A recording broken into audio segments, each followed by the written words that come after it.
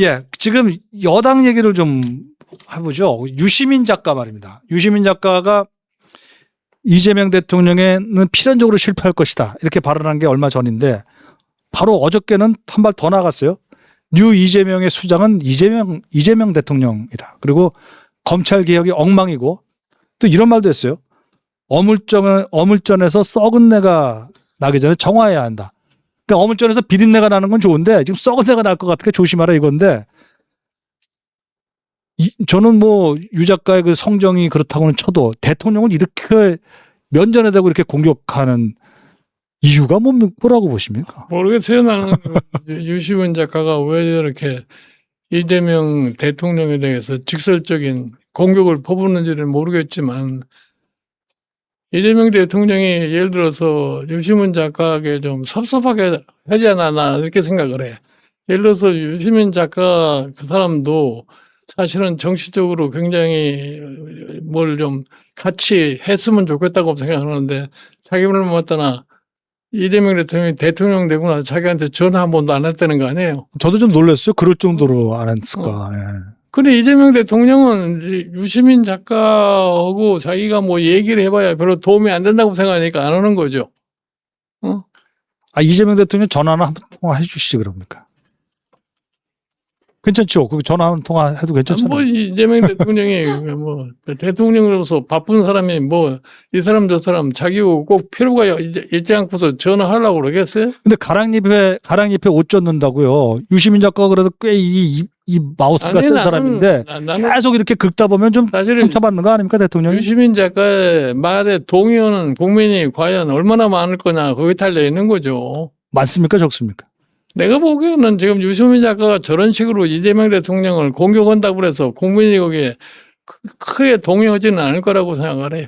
근데 실제로 내부 취재를 좀 해보면 정청래 의원이죠. 정청래 의원이라든가 이른바 그 자기 기득권을 유지해야 되는 반명 측에서는 유시민 작가가 무슨 뭐 이렇게 딱 그 신호를 던져주는 어떤 뭐 예언자 같은 느낌을 준다고 하던데요. 내가 보기에 그런 예언이라는 것이 적중하지 않을 겁니다.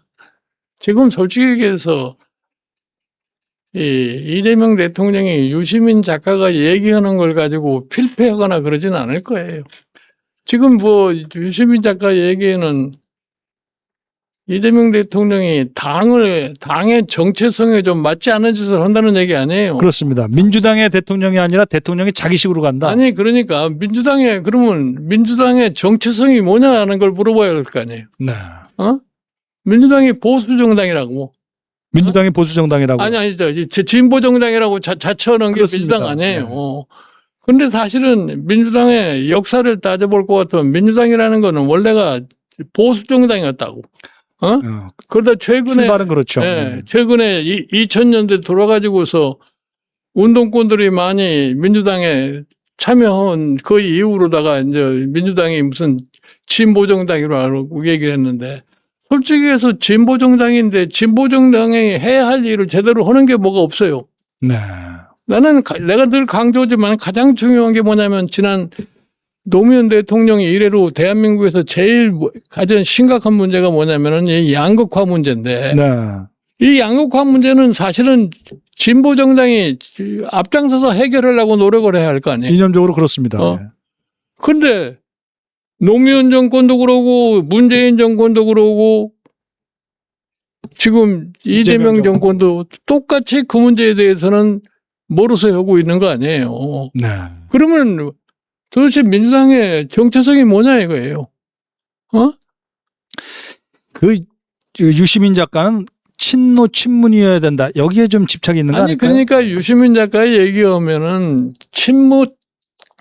친문이 사실 민주당의 정통성이라고 그 얘기를 하는데 그걸 계속 강조하는 것 같아요. 아니 민주당의 역사가 뭐 지금서부터 1955년서부터 민주당의 역사를 얘기를 할 것 같으면은 그렇죠. 정통성을 따지려고 할 것 같으면 1955년도에 민주당서부터의 관계를 쭉 봐야 할 거 아니에요.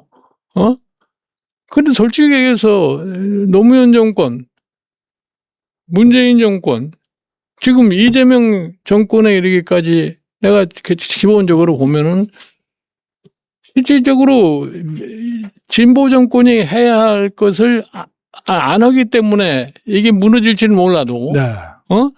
지금 뭐 이제 유시민 작가가 얘기한 대로 예를 들어서 옛날 친문을 위주로 해서 가야 된다 네, 하는 그걸 기본으로 깔아놓고 이재명은 그 위에 하나 그래가- 하나 올려라, 증축을 하라 이거죠. 그래가지고는 민주당은 성공을 할 수가 없어요. 왜요? 내가 솔직히 얘기해서 2016년에 내가 가서 그 비대위를 하지 않았어요. 그렇습니다. 그때 내가 민주당 사람들이 얘기를 못하는 얘기를 갖다가 공개적으로 했더니 예.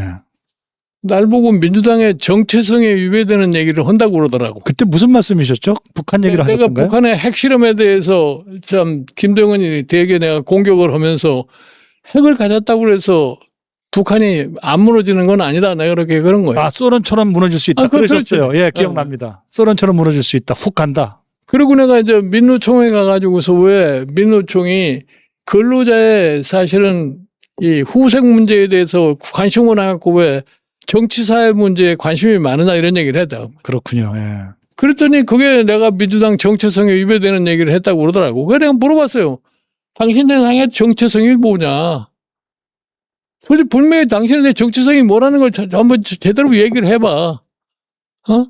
그런데 실질적으로 뭐 아무 소리도 못 하는 거예요. 바로 그래서 북핵에 대해서 분명한 목소리를 내시고 그리고 민주노총의 이제 이익 집단적인 행동에 대해서 분명히 쓴소리를 하시고 그 결과로 일당이 되지 않았습니까? 일당이. 아니 그래서 사실은 결국은 박근혜 당을 중도층을 받아서 네, 일당이 이겼죠. 된 거예요. 그렇습니다. 그 정체성이 뭔지도 모르겠지만 그런 정체성은 참 무의미하군요. 그래서 내가 솔직하게 얘기해서 얘기지만 오늘날의 민주당이라고 하는 것은 2016년에 잘못하면 부서져 버릴 수 있었던 상황인데 그때 그래도 일당이 돼가지고서 지금까지 유지가 된 거 아니에요. 그렇습니다. 예.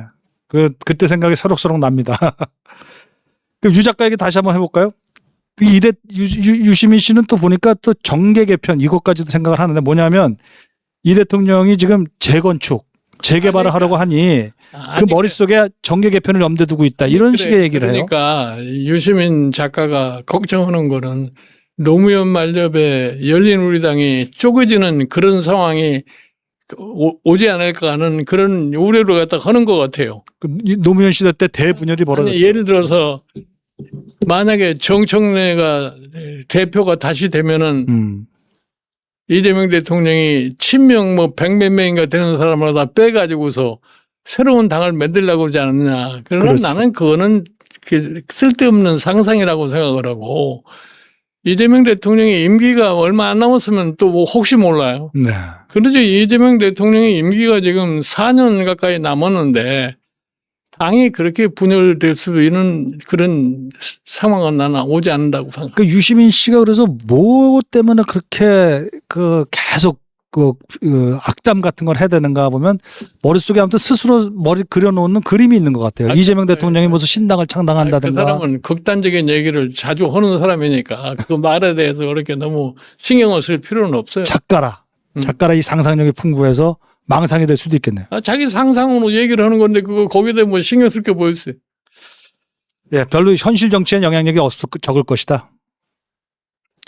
지금 말씀해 주신 김에 아주 난타전이 그 8월 17일 전당대회에 두고 민주당의 난타전이 벌어지고 있는데 뭐 차량 그 파손 폭행 사건도 벌어지고 또 오늘은 신천지 개입설까지 얘기가 나고 아주 뭐 난전도 그런 난전은 없습니다. 앞으로 시간이 가면 갈수록 더 심해질 것 같은데 예상이 좀 되십니까? 일반 국민 여론조사에서는 정청래 의원이 약간 앞서는 것 같고요. 뭐 권리당원인가 이런 사람들 중심으로 해서는 김민석 의원이 좀 앞서는 것 같고 뭐 이런데 어떻게 예상이 좀 되시는지 모르겠어요. 나는 내가 보기에 민주당의 당원들의 입장에서 봤을 적에는 이재명 정부가 안정적으로 가야 된다고 생각할 거 아니에요. 당원들은요? 네. 그래서 이재명 정부가 안정적으로 가고 그다음에 2028년 총선도 승리를 해야 되겠고 그다음에 대권도 승리를 갖다가 해야 되려면 이재명 정부 절대 안정적으로 가야 된다고 생각하니까 당원의 입장에서 볼 것 같으면은 내가 보기에 대통령의 뜻에 따라서 대표를 뽑지 않을까 이렇게 생각을 해요. 그렇게 예상이 되시는군요. 네. 예. 더 진행되는 상황을 보기로 하고요. 그리고 정말 또 하나 궁금한 것은 저번에 이재명 대통령이 아주 대담한 구상을 발표하지 않았습니까? 호남 반도체 공장 설립하는 거. 그것은 두 가지 측면이 있는데 하나는 뭐 굉장한 구상이다. 나라를 바꿀 그런 측면도 있지만 또 하나는 호남 당원들을 향한 구애다. 이런 얘기 두 가지가 있는데 아니 나는 영향을 주겠습니까?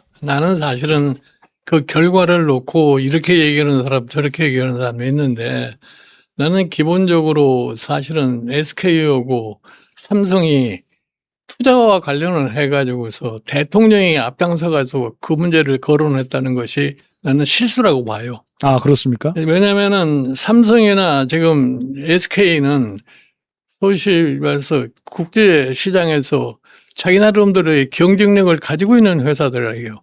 그리고 지금 반도체 AI와 관련해 가지고서 그 사람들은 자기네들 생존을 위해서 투자를 안 하면 안 될 사람들이라고. 네.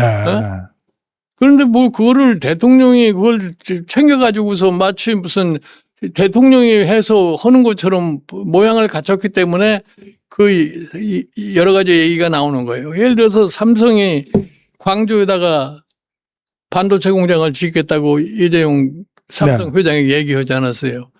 그러면 삼성이라는 회사가 반도체를 광주에다 짓는다고 생각했으면은 그냥 간단하게 얘기를 한 게 아니에요. 네. 자기네들 나름대로 다 검토를 했을 거 아니에요. 그렇겠죠. 그래서는 예를 들어서 이재용이나 최태원 회장 두 사람이 앞으로 얼마 동안에 뭐 얼마의 금액을 갖다가 투자를 하겠다고 발표를 했으면은 일반 국민이 그대로 그냥 가면 되는 거예요. 자기들이 직접 발표를 했어요. 그럼. 청와대로 부르지 않고. 청와대에서 왜 대통령이 나서가지고 무슨 뭐 그 사람들이 영웅이니 뭐니 이런 이상한 소리 해가면서 같은 얘기를 하더라도 청와대를 왜 굳이 불러서 그런 행사를 했느냐. 그 다음에 부작용이 여러 가지로 나오는 거예요. 심지어 노조도 반대한다고 그러고 무슨 뭐 전력이니 물이니 안 되니까 그게 되겠느냐 이런 얘기를 하는 거 아니에요. 오히려 그냥 놔뒀으면 잘 굴러갈 수도 있었을 것을. 그거 당연한 거죠. 같이 거기에 작용을 하는 것처럼 봤기 때문에 더, 그러니까 기업에 투자하는데 무슨 정부가 무슨 돈을 대주는 것도 아닌데 그걸 뭐 때문에 거기 참여를 하는 제 생각에는 김종인 대표님이 경세가신데 역시 그 권력이 자꾸 시장에 개입하는 거는 참 할수록 돈에 안 좋다는 말씀하시는 것 같습니다. 자기네들이 그냥 일반 국민한테 내가 보니까 이재명 대통령이 대국민 상대로 자꾸 뭘 얘기하는 거를 즐기는 그런 모습을 갖다 보이고 있는데 대국민 상대로 해서 얘기할 게 있고 그렇지 않을 게 있는데 그거를 갖다 구분을 못 하는 것 같은 생각이 들어요. 오늘 저는 그 위원장님 말씀 들으면서 세 가지 느낌 들었습니다. 그 부동산, 그다음에 증시, 그다음에 반도체 이 모든 게 시장의 활동이다. 여기에 권력 개입하지 마라. 이런 말씀이시죠? 당연하죠. 안 되는 일을 갖다 되는 척하면 그 결과가 뻔한 거 아니에요. 이 대통령이 정부 이기는 시장 없다 그랬는데 그 반대일 겁니다. 시장 이기는 정부 없습니다. 맞죠? 당연한 거죠, 뭐. 예, 이제 그 빅샷 마칠 시간이 되어서 마무리 짓겠습니다. 유시민 작가의 언사가 갈수록 거칠어지고 있습니다. 이재명 대통령을 향해 민주진영을 허문다. 필연적으로 패배할 것. 썩은 내가 난다라고 악담을 쏟아냅니다. 유 작가는 국민보다 진영의 이익을 복무해온 당파적 지식인입니다. 문제는 국민에게 막대한 피해를 안길 수 있는 경찰 수사권 완전 독점, 경수완독이라고 할 수 있을까요? 이것을 선동하고 있다는 점입니다. 경찰이 정보와 수사권을 독점하면 자유당 경찰 독재나 박정철 고문치사 사건 같은 일이 벌어지지 않으리라는 보장이 없습니다. 이 대통령께서는 유시민을 두려워하지 마시길 바랍니다. 오직 국민을 보고 검찰의 보안 수사권 필요성을 당당하게 밝히시기를 권합니다. 그것이 대통령의 길 아니겠습니까? 시청자 여러분의 생각은 어떠신지요? 지금까지 우리 김종인 위원장님과 함께했습니다. 위원장님 감사드립니다. 네, 고맙습니다.